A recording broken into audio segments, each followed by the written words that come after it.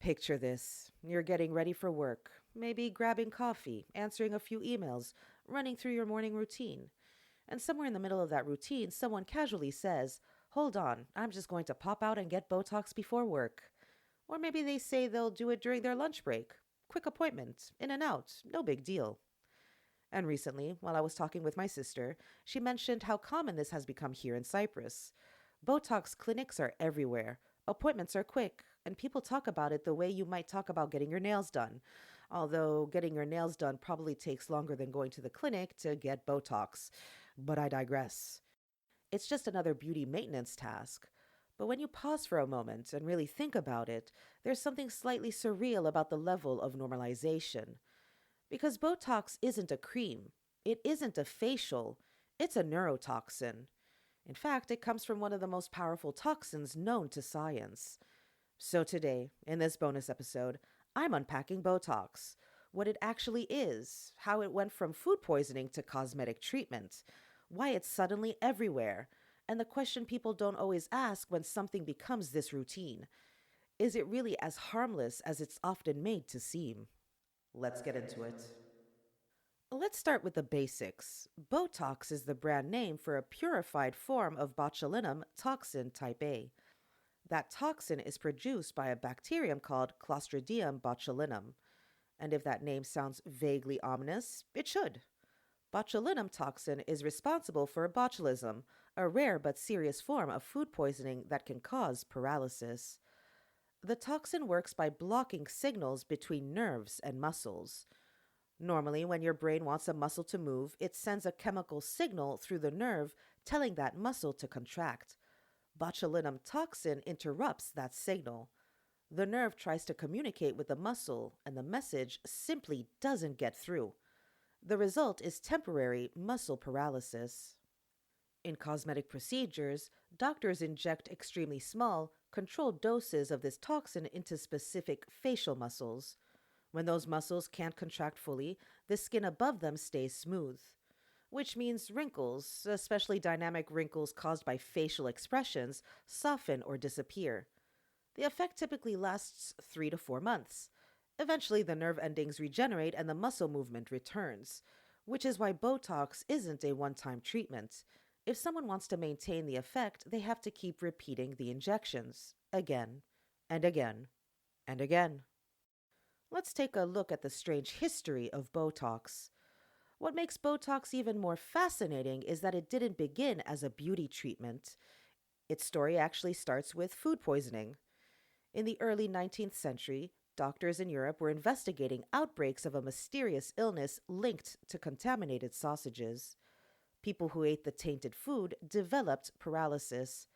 Some couldn't swallow, others couldn't breathe. The condition became known as botulism, from the Latin word botulus, meaning sausage. By the late 1800s, scientists identified the bacterium responsible, Clostridium botulinum, and they discovered that the toxin it produced interfered with nerve communication in the body.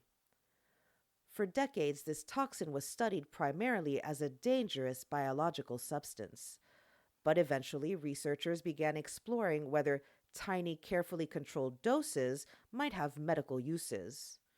And in the late 20th century, doctors started using botulinum toxin to treat certain muscle disorders. One of the earliest applications was for strabismus, a condition where the eyes don't align properly. Doctors discovered that injecting small amounts of the toxin could relax the muscles pulling the eye out of position. It was also used to treat eyelid spasms and other neurological muscle conditions. Then something interesting happened. Patients receiving these injections began noticing something unexpected. The wrinkles around the treated areas were disappearing. Doctors realized the toxin wasn't just relaxing muscles involved in medical conditions, it was also smoothing facial lines. So, in 2002, Botox received approval from the U.S. Food and Drug Administration for cosmetic treatment of frown lines. And from there, the beauty industry ran with it. So, why did Botox become so normal? Well, in the early days, Botox was something associated mostly with celebrities. Hollywood actors, television personalities, people whose careers depended heavily on appearance. But over the past 2 decades, the perception has changed dramatically. Botox has been rebranded. Instead of a dramatic cosmetic intervention, it's now often marketed as routine maintenance, a quick appointment, minimal downtime, sometimes even described as a lunchtime procedure. You can get it done between meetings, or before dinner, or apparently before work. There's also the rise of something called preventative Botox. Instead of waiting for wrinkles to form, some people begin injections in their 20s or early 30s in an attempt to stop lines from developing in the first place. Social media has played a role in this shift too. People film themselves getting injections. Influencers discuss it openly. Clinics advertise it the way spas advertise facials. And when something becomes this visible and normalized, it begins to feel, well, ordinary. Just another step in the beauty routine. But the reason Botox works hasn't changed. It works because it temporarily paralyzes muscles. Now, to the question people often circle around but don't always explore in detail: is Botox safe? Most dermatologists and medical professionals agree that Botox can be safe when administered correctly by trained professionals.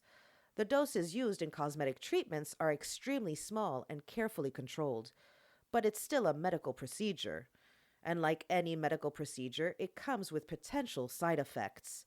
Common ones include bruising at the injection site, swelling, headaches, temporary drooping of the eyelid, or facial asymmetry if the toxin spreads slightly beyond the intended muscle.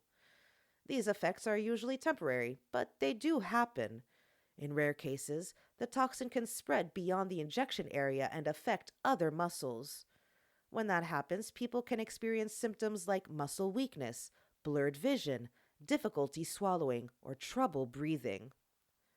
Those cases are uncommon, but they're the reason Botox treatments are supposed to be performed by trained medical professionals. There are also questions researchers are still studying about long-term repeated use.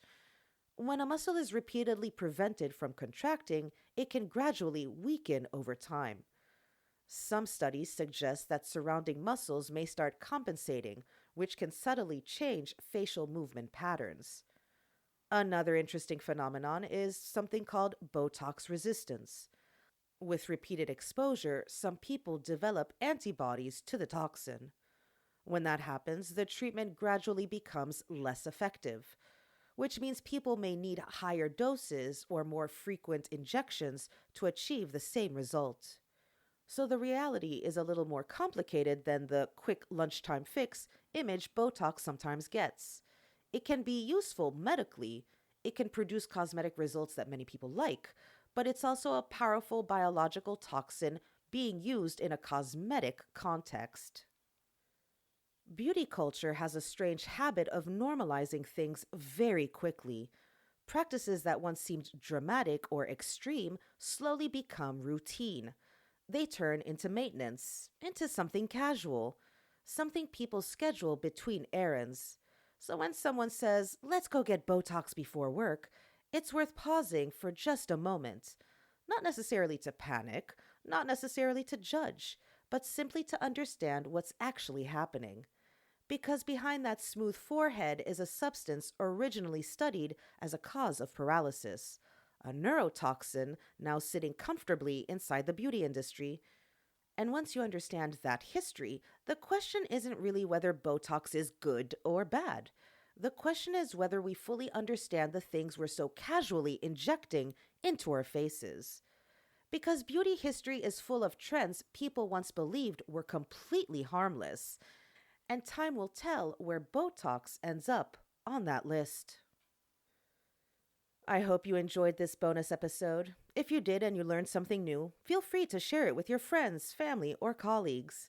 And if you'd like to help the show grow, you can rate and review Beauty Unlocked on Apple Podcasts or Spotify.